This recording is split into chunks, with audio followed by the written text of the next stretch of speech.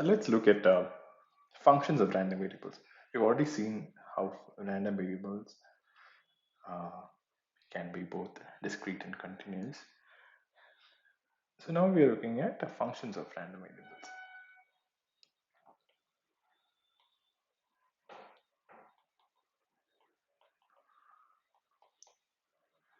Random variables. So one thing which is worthy here to be noted is, see, we've already said random variable itself by itself it is not a variable, it's a function. Yeah, I mean, we can't say it's not a variable. It is a functional variable, but it is a function, right? That is something which has to be noted. So if we have x as a random variable, then we have a function g of x. Then this g of x is a composite function, so, which is like a function of a function. Okay. Yeah. So as we observed, let's look into this in more detail. Let x be a random variable on a probability space omega f p. What is omega? Omega is sample space. F is the set of events, superset of events. P is the probability assigned to each event. Okay. Then we know omega takes, sorry, x random variable takes is a function which takes x to r, as we've already seen. Now we are defining a y such that y is equal to g of x. So what does it do? Let's try to picturize this. Let's try to get a visual understanding of this. Okay. What has happened here? We have a sample space here, sample space omega, then a random variable has taken this omega to the real line, right? And right now we have another random variable which is a function of a random variable. So what technically it is doing is it's taking whatever real line we're having, again it is taking it to a real line.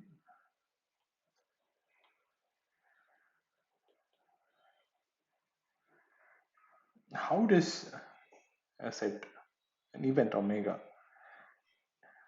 will look after we are transforming it using a function of the random variable? So omega actually was taken to a corresponding Borel set b dash. Then after this transformation, it will be again taken back to a Borel set b dash. Sorry, b, right?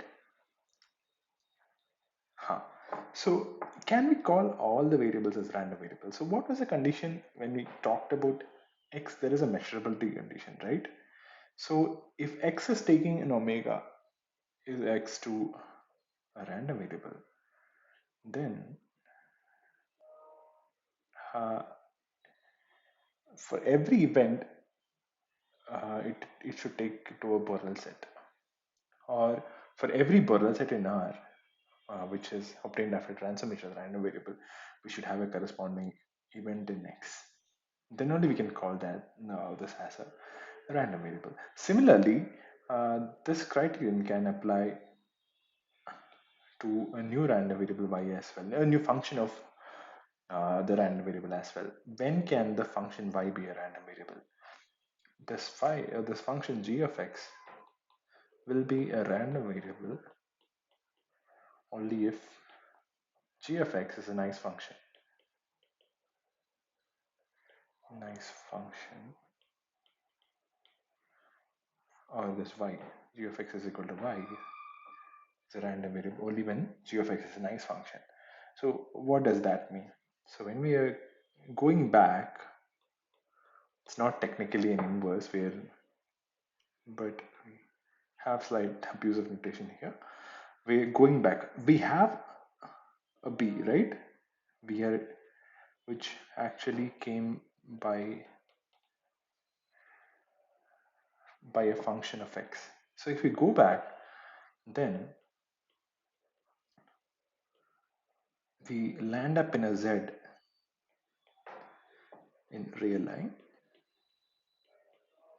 where the G of Z should belong to a Borel set. So ultimately we know that G of X, this condition was earlier satisfied because this what is this B dash? B dash actually is part of an X of omega which belongs to the Borel set, right? So this condition has to be satisfied, then we can call Y as a random variable. For this particular course, we are considering only the cases where Y is also whatever G of X we are considering, it is a random, sorry, it is a random variable. Yes. Okay. Now let X be a random variable and Y is equal to G of X. How do you define the distribution function of Y? Okay, by definition, we know what is the distribution function of a random variable Y. Any function, any way random variable, it is defined as probability of Y less than or is equal to Y, right? So, but what is Y here? Y is actually G of X less than or equal to, right? What does this mean? Less than or equal to Y. This means P of G of X belonging to minus infinity to Y, right? It is less than or equal to Y. So it ranges from minus infinity to Y. Y is included. Or as we have written always, this is actually set of random variables such that set of all Z where G of Z is less than or equal to Y.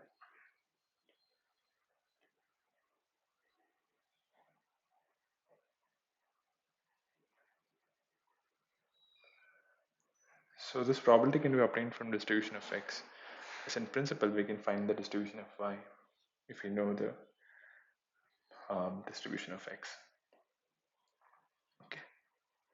So normally, if we know the distribution of X, then the corresponding distribution of Y can be obtained by using this property. Right.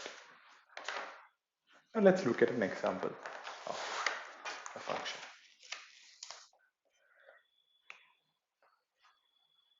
Let X be a random variable and Y is equal to A into X plus B, where A is greater than 0. Then what is Fy of Y? This is the question we have, right? Here, we're not limiting ourselves to any sort of continuity or discrete constraints. We're considering both as discrete random variable or continuous. It's fine, doesn't matter. Okay. So Fy of Y, by definition, what is it? Probability of Y less than or equal to Y. So what is actually Y here? Y is A into X plus B less than or equal to Y, can be written as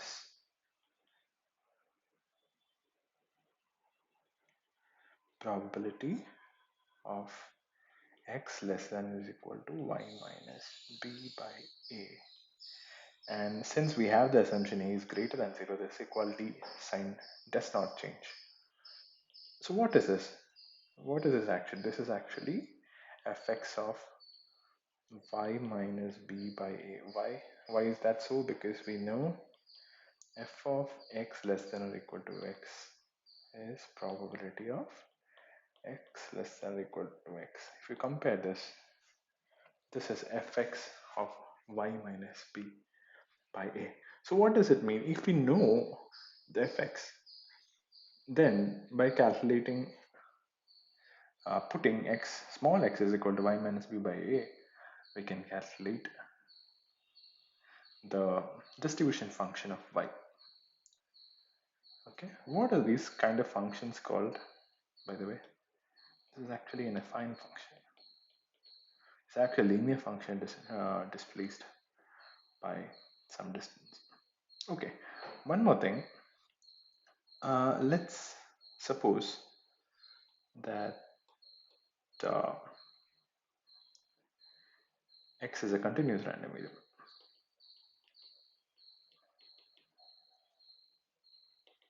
How do you find the density function of y? So we know for continuous random variables, density function small f, small x of x is actually the derivative of the distribution function,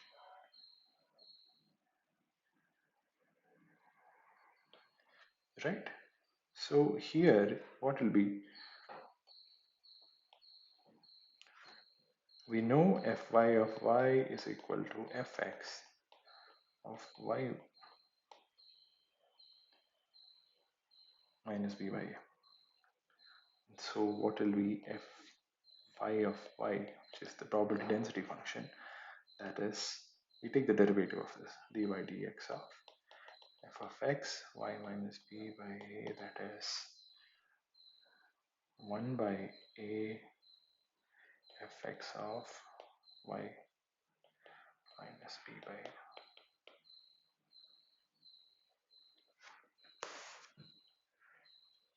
Let's take another case. Okay, suppose we have x which takes value which is uniform between 0 and 1.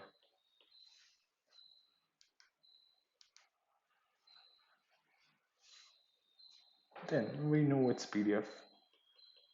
Is this a discrete random variable or a continuous random variable? It is an interval, right? So it is a continuous random variable. Discontinuous. Its PDF is f of x is equal to 1 for 0 less than equal to x and equal to 1.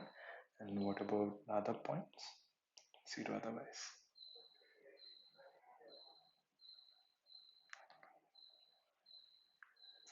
Then what will be its corresponding distribution function? F of x will be the integral. If the density function is derivative, of course, if given the density function, then the distribution function should be the integral of that, right? So it is minus infinity to infinity. We're integrating over the entire real line fx of x dx, but we know this is limited to the range 0 1. 1 dx equal to x only for the range 0 less than equal to x less than equal to 1. But here, one thing we have to note here is, even though we are denoting it like this, this is not what it means. It only means that uh, f of x is significant in this particular region. It's not that f of x doesn't exist. F of x has a value. Even after x, it is having a value. Yes, even after x, it is going constant, right? Even after, even after 1, f of x actually stays at 1 till infinity. And at 0, it stays at 0 till minus infinity. So it's just meaning that whatever changes or significant changes are happening in the distribution function only in this range. So this is something we have to note with this particular range. Okay, so it's not, what I'm saying is it's not the complete definition of this function, because this function actually exists even outside this range. Okay, yeah. So that is the basic idea. Okay, let's look at one more example and conclude the session. Suppose we have x is given as a uniform function over, it has a uniform density function over the interval 0 1, and y is equal to ax plus b. Okay, so what is the distribution function. Okay, see what we've already seen. uh, Fy of y is equal to fx of y minus b by a, right? So what is the definition of a uniform function? How does it work? So uniform function of a range a b is 1 by b minus a for the range 0,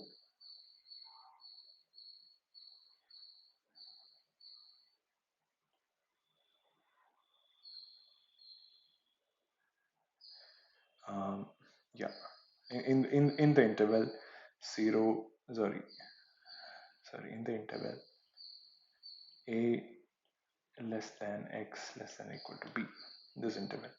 What about the um, distribution function of uh, a uniform distribution 0 1? So we know that as f of x is equal to 0 when x less than 0, it is equal to x when 0 less than x less than 1 is an equal to 1, and equal to 1 when x is greater than or equal to 1, right? So we can use this to write this up. So this will be 0 when y is less than or equal to b. So y is less than or equal to b, we have actually the condition as y minus b by a less than or equal to 0. We can simplify this condition and we can make that as y is less than or equal to b. And that is equal to y minus b by a when 0 less than or equal to y minus b by a less than or equal to 1, and it is equal to 1 when y minus b by a is greater than or equal to 1. We can simplify these limits further. How do you simplify? It's y less than b, y minus b by a. We just need to cross multiply. It will be b less than or equal to y less than or equal to a plus b, and is equal to 1 when y is greater than or equal to a plus b. Right. So we have what do you call it?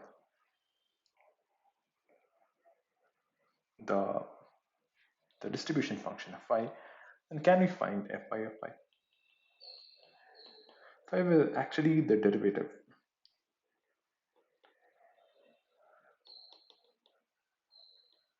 Capital Fi of y. How do you differentiate it? This will be 0 and y less than or equal to b. What about this? This will be 1 by a. B less than or equal to y less than or equal to a plus b. A and 0 when y is greater than or equal to a plus b. So how can we write Fy of y is equal to 1 by a, where y belongs to b a plus b and is equal to 0 otherwise, right? So ultimately, what does y end up to be? Y ends up to be a uniform distribution in the interval b a plus b. So what is the inference we can make from this point? If we have a random variable x which is on uniform over 0 1, and we are applying an affine transformation, affine function as a function of the uniform distribution of the random variable x, a into x plus b, where a is greater than 0. So that's important. Greater than 0, then eventually y ends up to be uniform distribution over the interval b and a plus b. Okay, let's look at few more examples in the coming lectures, and then we'll move to other ideas.